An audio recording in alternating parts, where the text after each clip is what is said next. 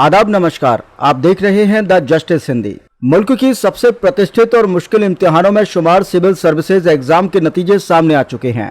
इस बार के रिजल्ट में एक दिलचस्प और अहम आंकड़ा भी सामने आया है जो खासा चर्चाओं में है। यूनियन पब्लिक सर्विस कमीशन यानी यूपीएससी की सिविल सेवा परीक्षा 2025 में कुल 958 उम्मीदवार कामयाब हुए हैं, जिनमें 53 मुस्लिम उम्मीदवार भी शामिल हैं। दिलचस्प बात यह है कि पिछले करीब 10 सालों में ये सबसे ज्यादा संख्या मानी जा रही है। हालांकि आबादी के एतबार से देखा जाए तो यह हिस्सेदारी अभी भी कम समझी जाती है, लेकिन इस साल के नतीजों ने एक नई उम्मीद की किरण जरूर पैदा की है। और सबसे बड़ी बात तो ये है कि टॉप 30 में 3 मुस्लिम उम्मीदवारों ने अपनी जगह बनाई है। दरअसल देश की सबसे बड़ी भर्ती संस्था यूनियन पब्लिक सर्विस कमीशन की ओर से जारी नतीजों में इस बार मुस्लिम नौजवानों की बेहतर मौजूदगी देखने को मिली है। जारी आंकड़ों के मुताबिक 958 कामयाब उम्मीदवारों में 53 मुस्लिम उम्मीदवार शामिल हैं। यानी कुल चयनित उम्मीदवारों में इनकी हिस्सेदारी करीब 5.53% रही है। अगर पिछले साल यानी 2024 के नतीजों पर नजर डालें तो 1009 उम्मीदवारों में सिर्फ 30 मुस्लिम अभ्यर्थी ही कामयाब हुए थे।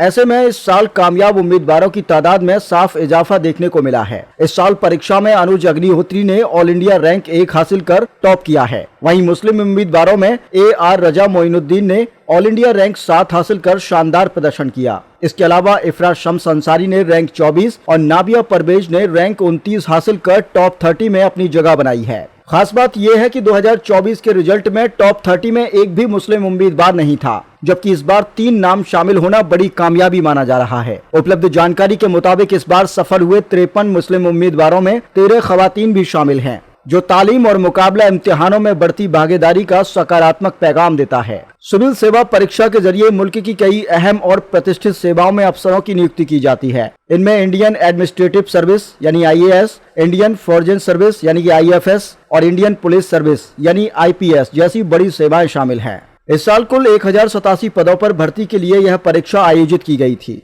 चयनित उम्मीदवारों में अलग अलग श्रेणियों का बंटवारा इस तरह किया गया है। सामान्य वर्ग यानी जनरल 317, आर्थिक रूप से कमजोर वर्ग EWS यानी 104, अन्य पिछड़ा वर्ग OBC 306, अनुसूचित जाति SC 158, अनुसूचित जनजाति यानी ST 73। अगर पिछले 10 सालों के आंकड़ों पर नजर डालें तो सिविल सेवा परीक्षा में कामयाब मुस्लिम उम्मीदवारों का प्रतिशत आमतौर पर 2 से 6% के बीच ही रहा है, लेकिन 2025 में 53 उम्मीदवारों की कामयाबी को पिछले दशकों का सबसे बेहतरीन प्रदर्शन माना जा रहा है। यह 5.53% है। इसी तरह से 2024 में 1009 में से 30 मुस्लिम चयनित हुए थे, यह 2.97% है।